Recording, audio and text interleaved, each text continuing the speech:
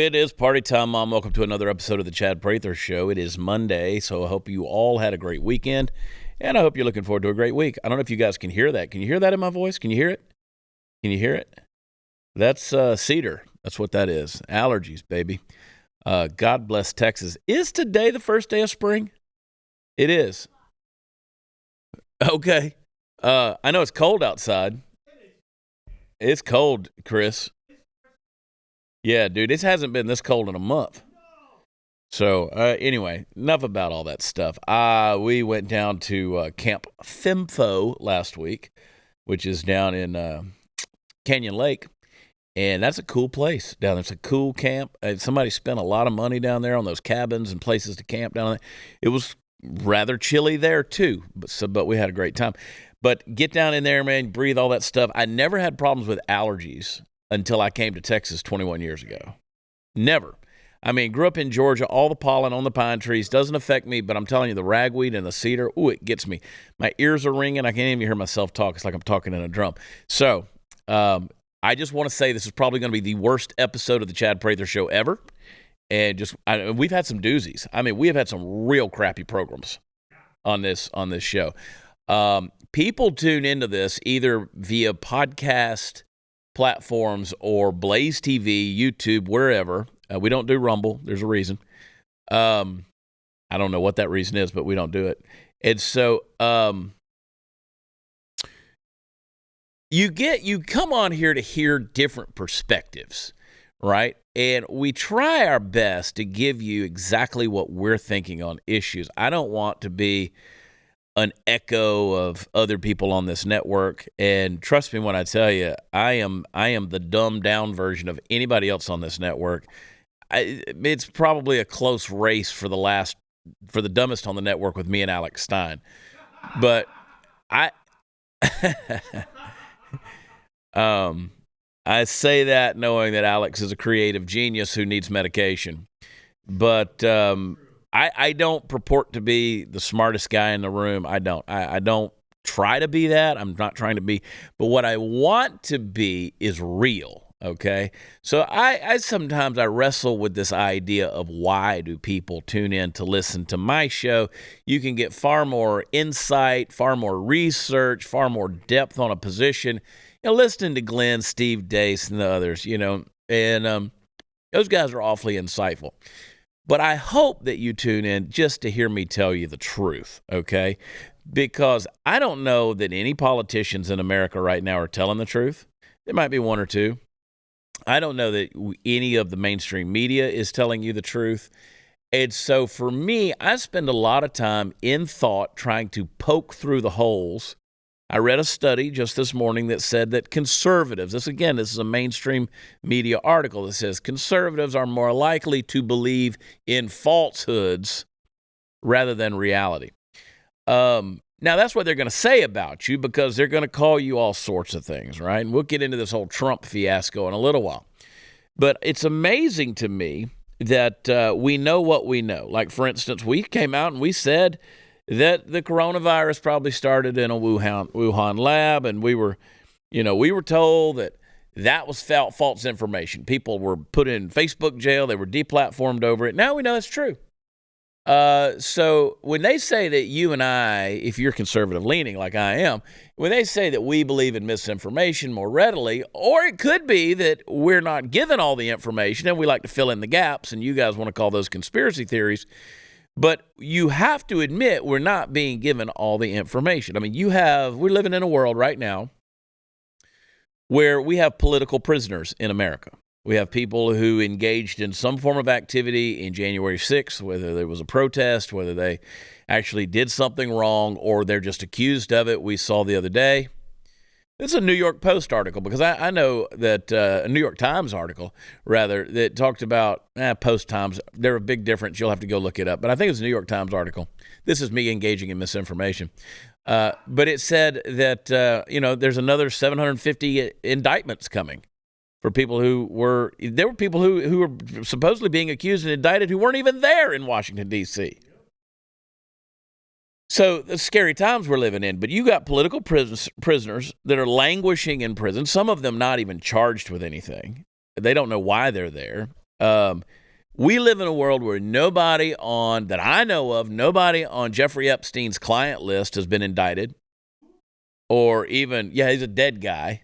He didn't kill himself, but nobody's been even revealed, really, that we know about, except a handful of people who have, kind of under the shadowy secrets been revealed because they agreed to be revealed that they were on the list. And these were people who knew that they didn't do anything wrong, and they like, whatever, we got nothing to lose. We live in a world in which American cities were burned down during riots over the George Floyd death, and there's no penalties for them, the people who engaged in that activity. Nobody's being held accountable for any of that. Conservative-leaning voters like yourself, you've been called deplorable by the former Secretary of State, the former First Lady, former candidate for president, former senator from New York, Hillary Clinton. She called you deplorable. You've been called a racist. You've been called a Nazi. You've been called a fascist. You have been called a bigot, a misogynist, insurrectionist. You have been called homophobes, xenophobes, transphobes. The list goes on and on. You've been labeled. You're on the list. In fact, I'm at a point now where if you're not on at least 3 lists, you've been doing it wrong. Parents of students in Virginia, for instance, Merrick Garland, the Attorney General of the United States, called parents of students in public schools domestic terrorists.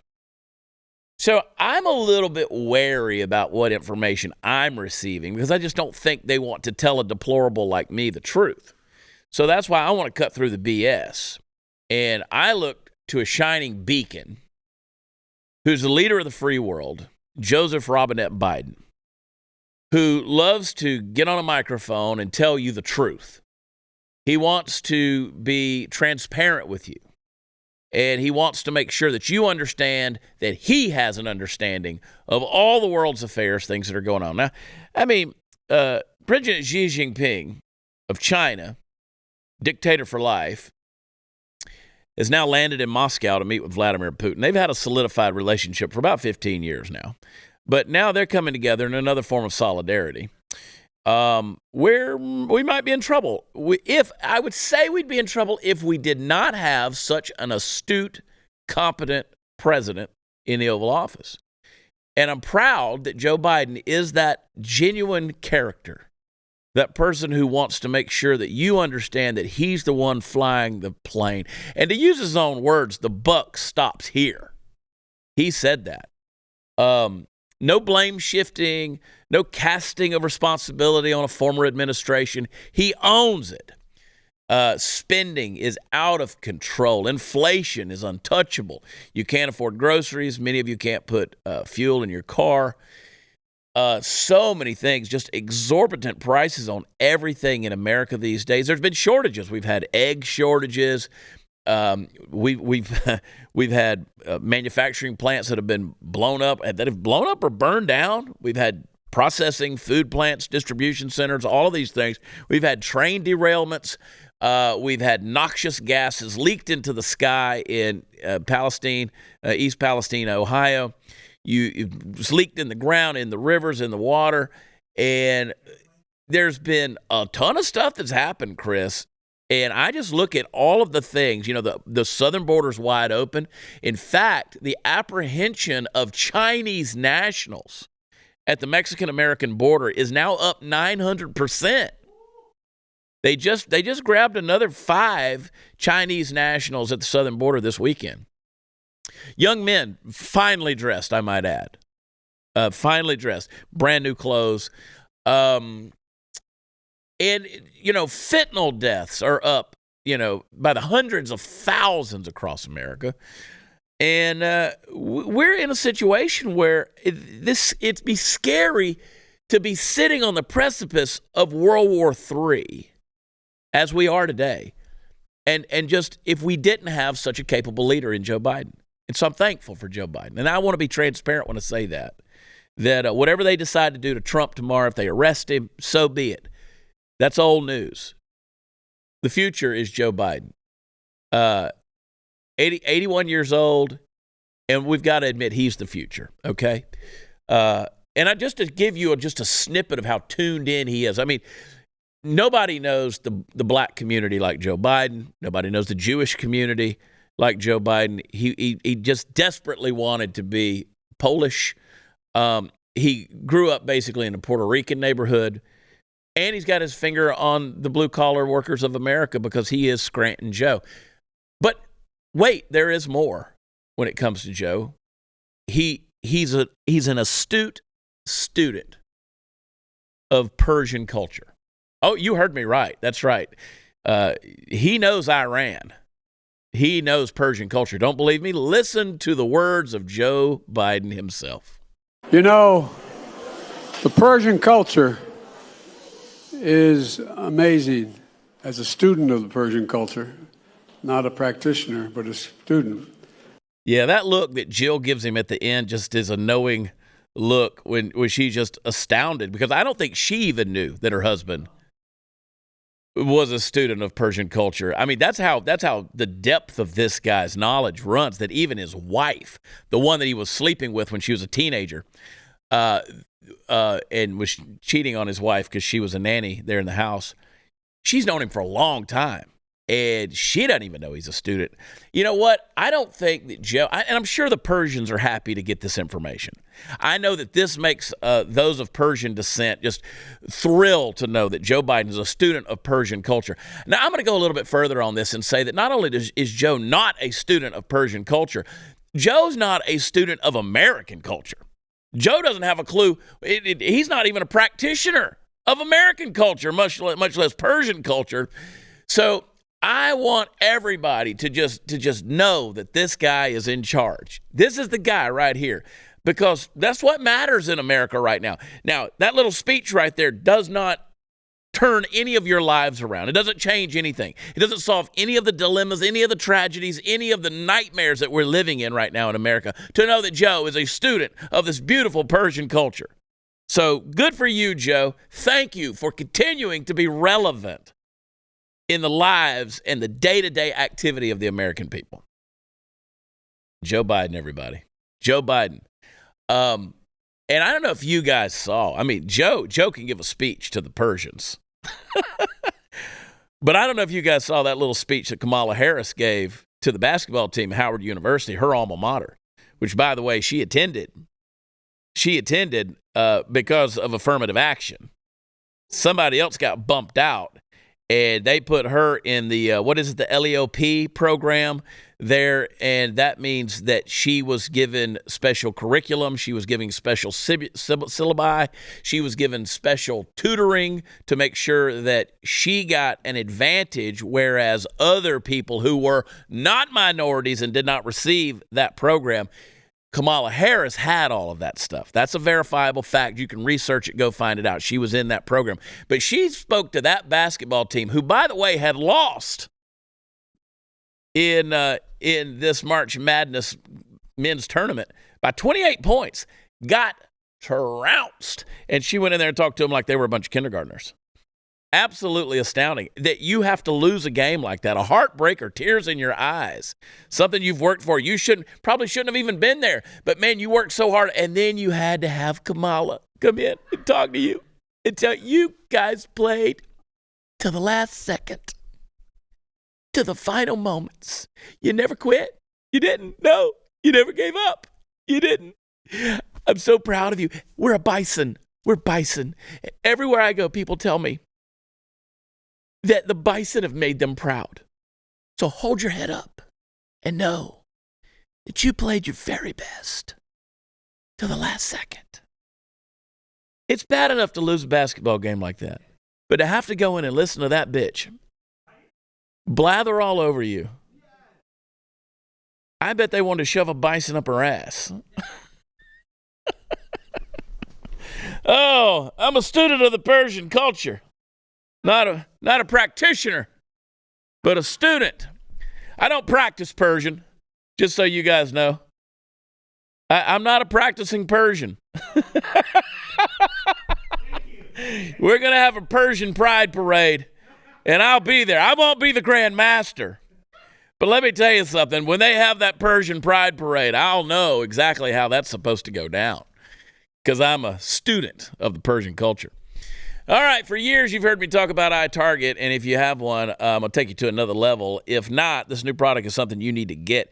Ever seen those competitive shooter practice timing drills out on the range?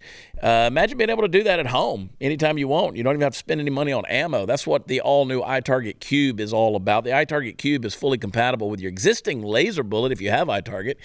You can buy one. You can upgrade to a 3-pack for a pretty cool, unique training experience, and you can compete with your friends. You can practice the clearing drills, use random mode to test your ability to react, all the while the system times every shot you take. I had a dream the other night. It was a weird dream that some guys were chasing me, and I had to get to my truck because I had a firearm in there. And you know what?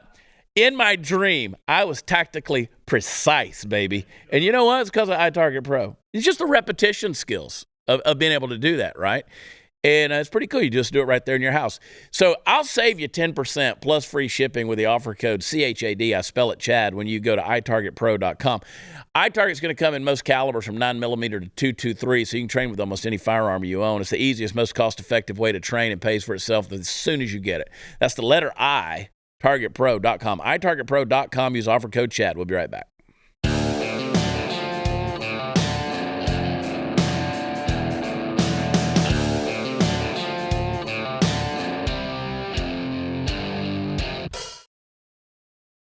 Now, Joe Biden, speaking of that, he denied the $1 million in payments to his family from the Hunter Biden associate, despite the bank records. It was not true.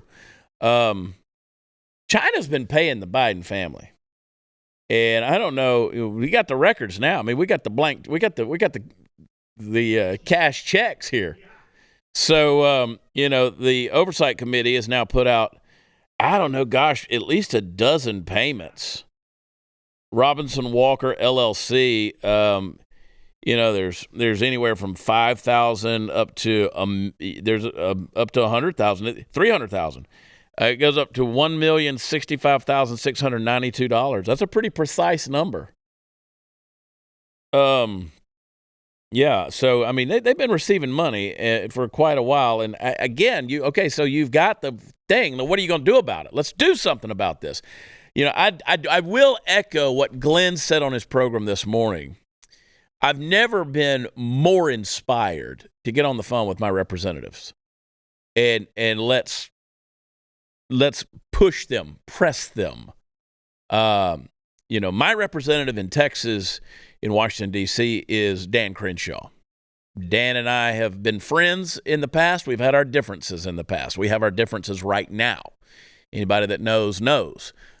You have your differences with Dan Crenshaw, and rightfully so. I'm not happy with Dan overall. But Dan knows I'm not happy with Dan. But I guarantee you, I'm constantly reaching out to Dan Crenshaw. And I can do it by text message. I'm trying to be respectful of the man. Trying to be respectful of his time because I want him to get the job done. I'm trying to be respectful of his office. But at the same time, I'm saying, Dan, you got to get this done. I mean, we have got to have some accountability, not the least of which on this Trump thing. Nobody needs to go out and protest this Trump thing. We'll talk more about that later. Nobody needs to go out and protest this thing. If he gets arrested tomorrow, nobody needs to do that. You need to remain peaceful. You heard it here. You will only hear me say you need to remain peaceful because we have a two-tier justice system that's happening in the United States right now. You will not get a fair shake. There's going to be some insiders. There's going to be some insiders and incitors, people who are going to try to trigger a response. They're trying to trigger a response. I said on Twitter this weekend, if they arrest Donald Trump, then they are effectively and symbolically arresting all of you. They're already telling you that the banks are against you. I mean, Donald Trump Jr., he's got his news aggregate website on there. PNC Bank sent $750,000 back, says we're not going to do business with you. And they're not even pushing a certain side of news narrative. It's an aggregate. I mean, they got everything from, Blaze TV and Blaze Media to the New York Times on their deal. So banks aren't wanting to deal with conservatives, politicians, judges. It's going to be an unfair thing. They're going to try to entrap you. They're going to try to engage you. They're going to try to incite you. And so the best thing you need to do, I mean, personally, what I think we should do, I think we should pull every dime we got out of the bank. I mean, if you're a conservative, we just pull every dime you got out of the bank. Just take it all. And we're in a mess here because the courts are not fair. And we know that this whole thing that's going on, I mean, statute of limitations is out when it comes to this accusation against Trump. This federal DA in New York is a Soros-backed. He's an activist judge, and all they want is the perp walk. All they want is the handcuffs. All they want is the mugshot, which, by the way, we will put on a T-shirt. We will put the mugshot on a T-shirt. But this guy's an activist. He's going after Trump. The media's eating it up. I mean, people are having the pre-indictment, parties and all of this stuff. Trump's already announced on Truth Social last week that he was going to get indicted and arrested on Tuesday. We'll see if that happens. I'd love to see a standoff between federal officers and the Secret Service and see how that goes down. But this is a nonsensical thing over paying, quote, hush money to Stormy Daniels. They wrote it off as a legal fee and not as a campaign expense, and then he took it out in his taxes, all right?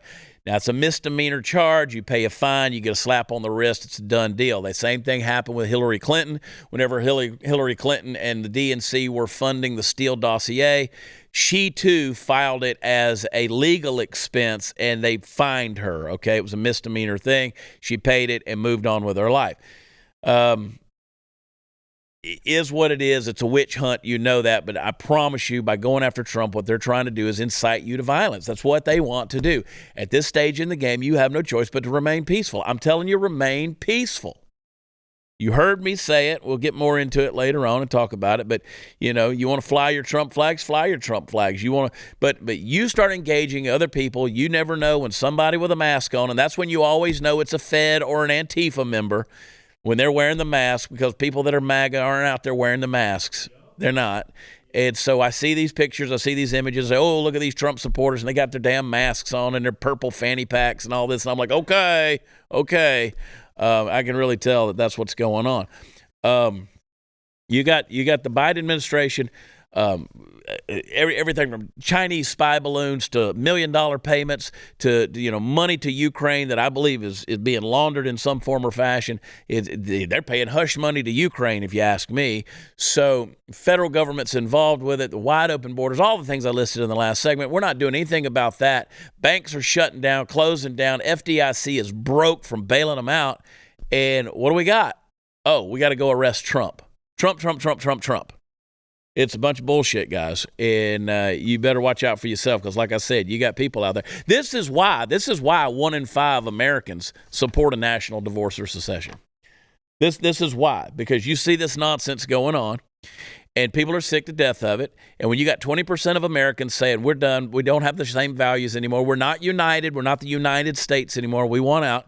Now, they make sure in that polling to point out that most of the people who agree that they want a national divorce are people. Now, I want you to listen to this stat. They're people who are tend to be a little bit younger, tend to be from the South, tend to be from the West, like Texas, like the Southwest, and they make under $50,000 a year. What they want you to think is these are podunk hillbillies that don't have any money, they're broke, and they're the ones who want a national divorce. You know why I believe that that's true, that statistic is true? Because those are the people who the most feel like they're not being represented by the federal government. Those are the people who feel completely ostracized. It's people with traditional values, call it Southern culture, whatever you want to call it. The folks that still say yes, sir, and no, sir, and yes, ma'am, and no, ma'am. They're the people who probably are serving in the United States military.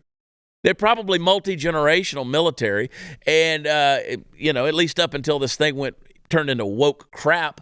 And they're people who are blue-collar, hardworking people. They're working in the garages. They're working on your automobiles. They're welding, and they're climbing these poles and getting your power back on. And it's folks that are out there doing the jobs you don't want to do in many cases to keep America going. Those are the people that feel underrepresented. And by the way, those are also the people who truly feel like Trump understood them. And that's why they're so passionate about this shenanigans that are going on with this garbage.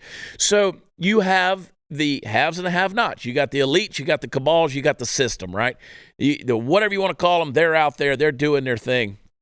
And then, Joe Biden wants to sound like he is a man of the people when he says, oh, we're going to tax the hell out of these billionaires, 25%, Elon Musk said, well, bro, I paid 53% in taxes. And he actually tweeted this thing out. I know I'm hodgepodge all over the place, Chris, so don't get mad at me. But he said, listen, you want to know how much I'm going to pay in taxes this year? $11 billion. Elon Musk said that. $11 billion in taxes? I mean, that's a quarter of what he paid for Twitter. And he's going to pay that in taxes? To the government. And yeah, he's got to. And Elon came out and said, I think we should pay our taxes and we shouldn't, go through these little loopholes, these estate loopholes that we have that are out there. And he names them off. I don't think we should be paying taxes. I think taxation is theft. Oh, how things going to get done? Oh, my God. Have you driven on the streets lately? Have you trusted the post office lately? Have you had to deal with any of these government run? How about some Medicare, Medicaid? Have you dealt with the VA? Really? Maybe if we stopped trusting the government to take care of us and took their tit out of our mouth and stopped relying on their mediocrity that we're funding, by the way, and maybe we put some of that in the private sector, start funding some of the private sector to do the job and do the job right, we won't have the shit. I mean, listen, that's the whole beauty of Star Trek. You remember Star Trek? You know what? Star Trek is the only post-apocalyptic show where they looked at it and said, hey, we got it right. We made Earth perfect. So now let's go do that to other planets. Every other post-apocalyptic movie is about how we just turn the world to shit. And it's like, oh my God. I mean, watch any one of them. Any one of them.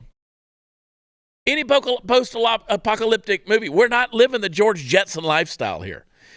So I love the optimism of a Star Trek that said, oh, we got it right. Well, you know who got it right? It wasn't the government that got it right. It was people who did it. It's private enterprise. In fact, they named the ship the USS Enterprise. Dun, dun, dun. Set your guns to phasers to stun, or whatever the hell they called them. So you see what I'm saying? We pay all these taxes, and they're going to spend $250 billion in Ukraine to fund a proxy war, and eventually try to send your kids over there to fight it. I'm not a fan of this whole deal. So Elon Musk comes out and says, hey, listen, I paid 53% in taxes. Joe Biden wants to be the man of the people who says, yeah, billionaires need to pay 25%. Elon says, yeah, I'll take that deal. That's a coupon for me. I'll take that. I'll do 28% less in taxes, this whole thing. Because again, those of you out there, you feel disenfranchised, you feel disembodied, you feel disemboweled, you're disconnected. You've been gutted, man, and it's been done by the federal government. People are disenchanted. Like there's no institutions to believe in anymore. And what do? You're forced to pay taxes on all of it to make sure it keeps running, to make sure that it keeps screwing you. Pay that pimp, and that pimp keeps sending you out there to get nailed one more time. And you got it going and coming. You got every orifice filled. I'm sorry for the bad metaphor right there, but you know what I'm saying. You got to keep paying the pimp, and tomorrow, you don't get a day off. You got to go out there and hook it some more. That's what the federal government's doing. That's why there's 1 in 5 Americans right now that says, we don't want any more of this.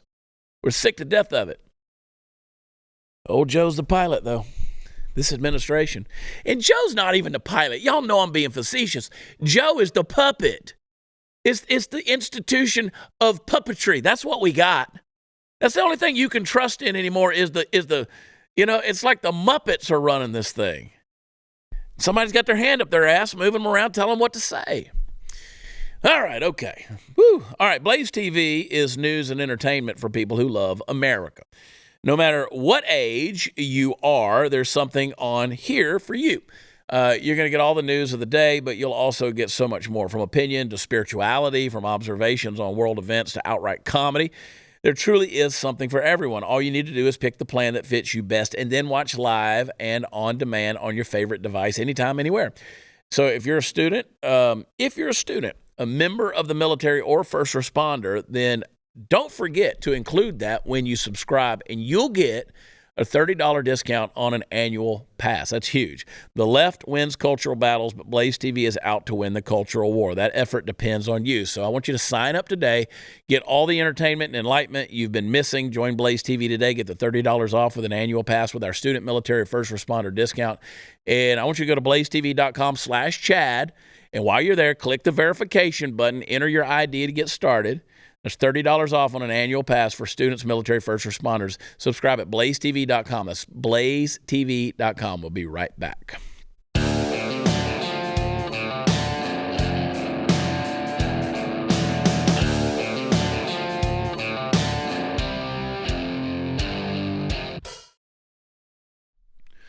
All right. Welcome back.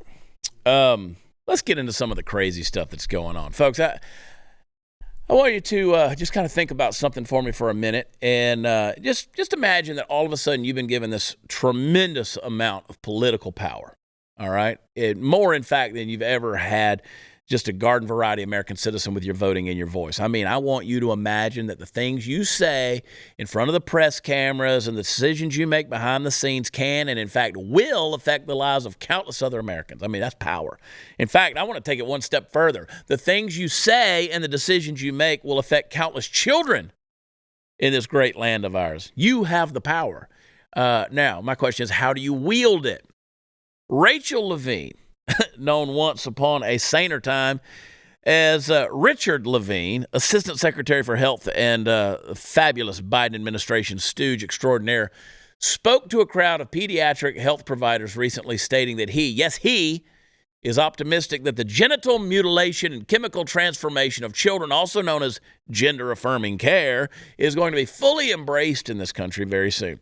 He said, and I quote, "By proactively engaging with the social and environmental world that defines our parents' lives, we can help them in terms of preventative care, acute care, chronic care, and other very impactful issues that affect our children and their families." And he went on to suggest, as so many on his side of the argument do, that the failure of the social and environmental world to be on the side of the transgender agenda has resulted in mentally ill youth attempting suicide. Yep. Now, let me insert a quote from Dr. Ian Malcolm from one of the greatest films of all time, Jurassic Park. He said, "You stood on the shoulders of geniuses to accomplish something as fast as you could, and before you even knew what you had, you patented it and packaged it and slapped it on a plastic lunchbox, and now you're selling it. You're going to sell it." The left, folks, is selling something to the American people when it comes to the issue of so-called gender-affirming care. You know it, I know it. The studies in gender dysphoria prove it time and time again. The ability to manipulate chemicals in the human body, coupled with vast progressive strides in the field of surgery down through the decades, have given us an incredibly sharp and dangerous tool that we barely know how to handle. And what do we do with that tool? Well, we use it on our children, of course. We're experimenting on our children. And we just don't have a whole lot of care how many of them fall victim to what we're doing while we're at it. Why do we do it?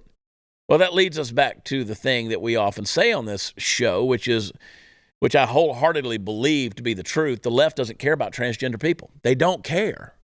It doesn't care about people who have genuine gender dysmorphia. It doesn't care about people, the TikTok-inspired lemmings who go along with the fad of rewiring the world with the latest and greatest fad that will have the added benefit of pissing off their parents. You know, those parents who sensibly do not blindly support the decisions of their children.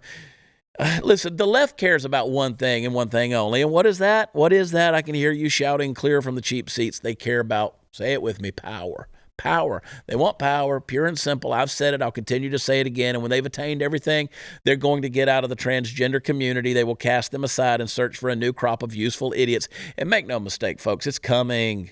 And in the meantime, that scenario I described a couple of minutes ago, the one where you're given a tremendous power to give, to have to figure out how to wield it, that power is currently in the well-lotioned hands of people like Rachel Levine. And I say, may God help us all. That picture right there of Rachel, that is a lonely dude right there. That is the image of a man in a room full of just a crowd of people, and he's just there alone with his dick. That's it. That is a lonely person. Him and his dick. That's when you know, right there.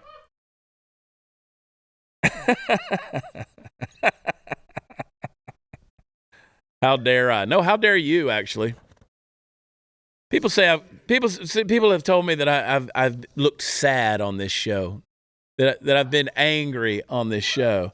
Well, I mean, I got to deal with this shit. I mean, this is stupid. Okay, so I saw. Listen, this is the world we're living in. Did you see Everything Everywhere All at Once? Have y'all seen that movie?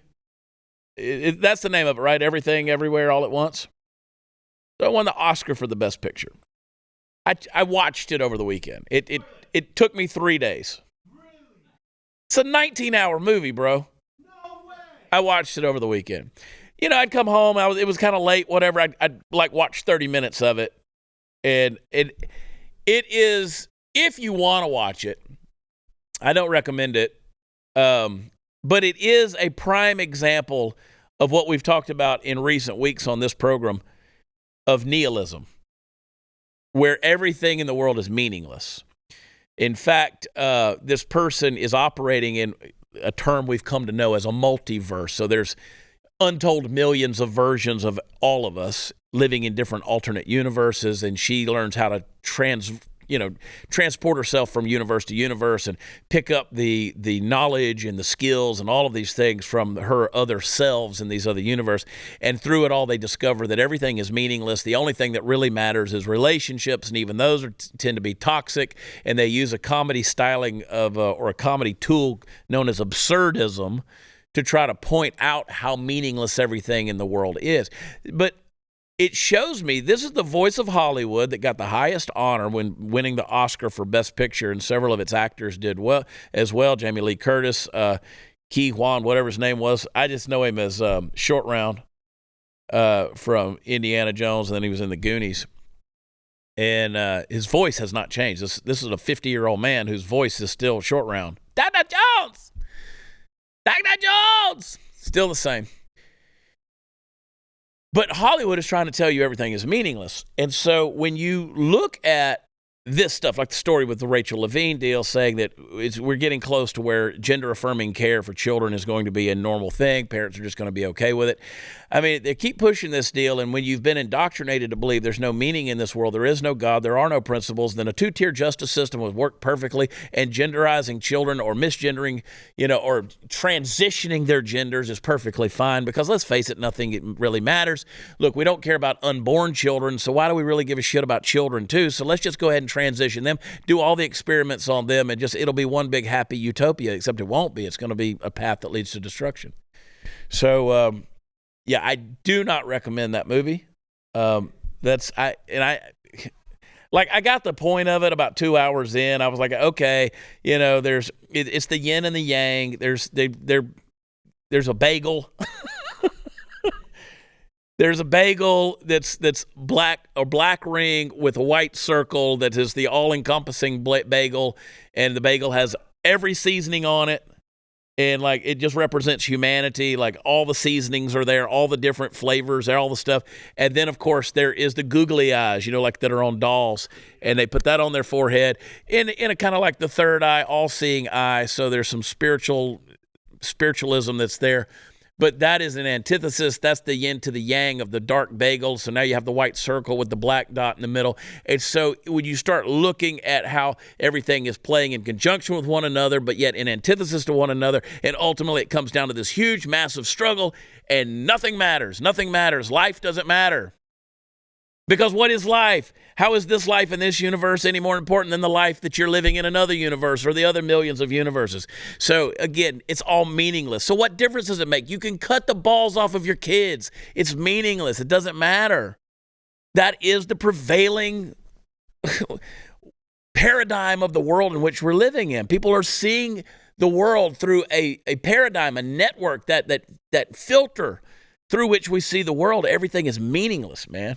So, that's why you can trot out, the circus freaks and put them in the administration and let them run the country. They don't have to have any merits. They don't have to have any accomplishments. They don't have to have any special knowledge. no special skills, no ability to actually do things, run things, know things. It's okay. Just trot the freaks out. And we can say, look at us. We are all about equity. We're all about inclusivity. We're all about acceptance. We're all about equality. We're all about just pulling everybody in there together. And look at us. We are a one big diverse rainbow of just a panorama. We are a pantheon of personalities here. But the problem is, when the bombs go off, it's going to blow dicks and vaginas and makeup and mascara all over everything. Blood, guts, teeth, and ass everywhere. Boom. And you know what? Then it really will be meaningless. So kudos. I love your philosophies. All right, hang tight. We'll be right back.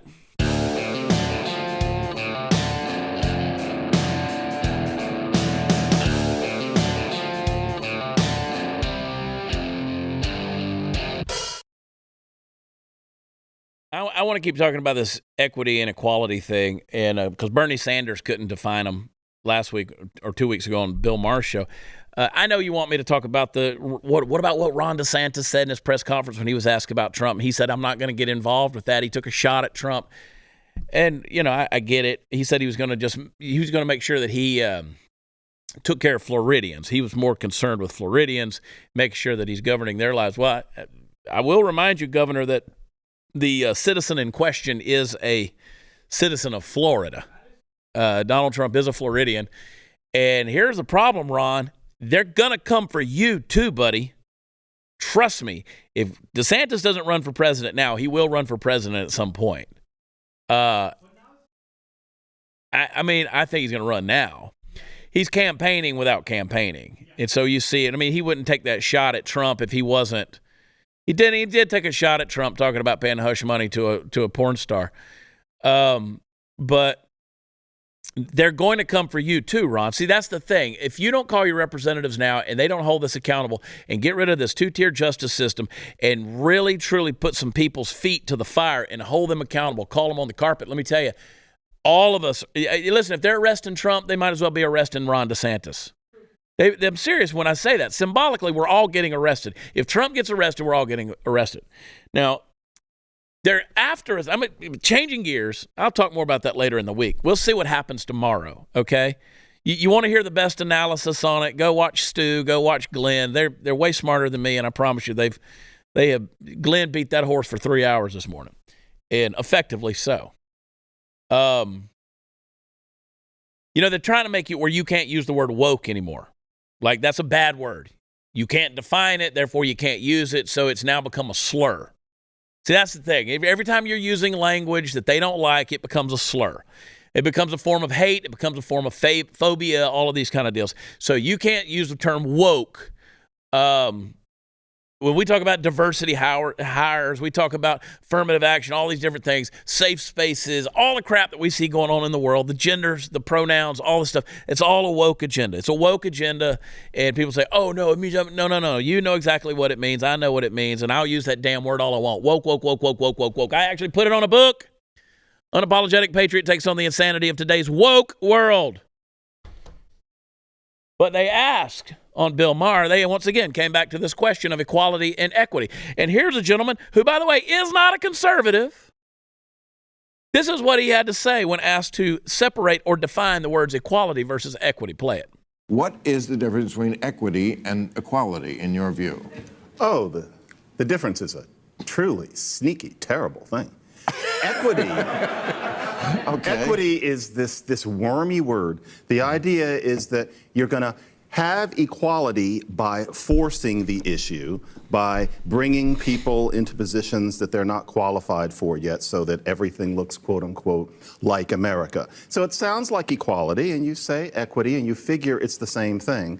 But it's a euphemism. They're trying to slip in without letting you know that it's going to be equality accomplished in a way that you probably wouldn't like. It's like if you say to somebody, well, before I let you go, and you say that to them when they didn't say that they wanted to be like really, you just want to get rid of them. Right. Or if you talk about diversity, well, imagine talking to Franklin D. Roosevelt about diversity. When we say diversity, what we mean is changing standards for various reasons for Black and Latino and sometimes Native American people. That's what diversity means. You just don't want to say it. Equity means that you force equality, and you kind of weasel your way through it. And so it's like you take the word equality and you kind of knock the AL out of it. It's like bam, bam. It's like bam, bam. And you knock it out and you've got equity.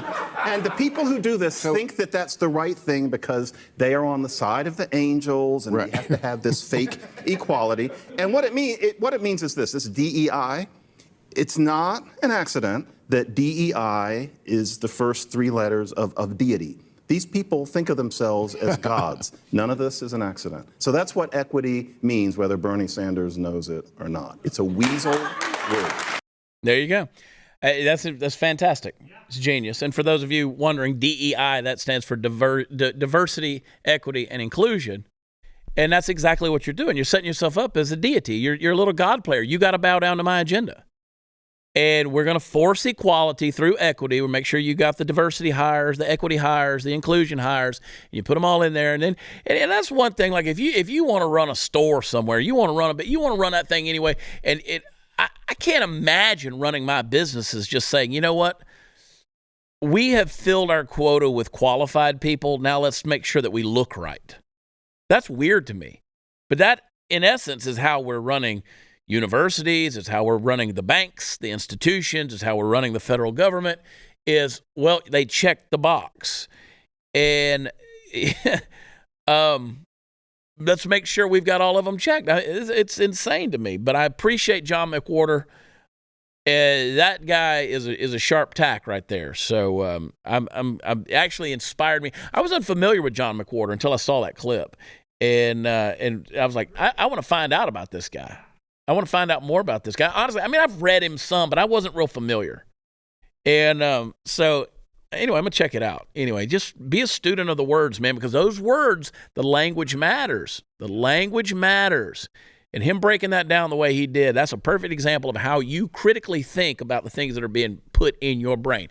Don't go anywhere. I got something to tell you. Be right back.